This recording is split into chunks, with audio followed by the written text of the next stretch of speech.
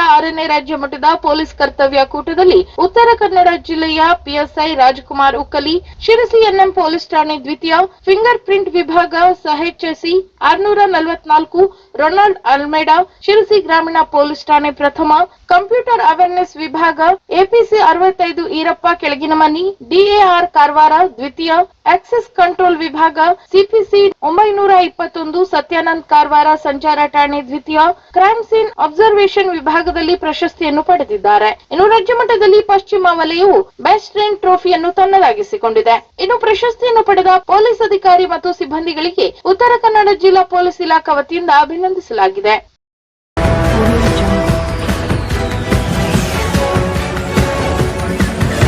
Audio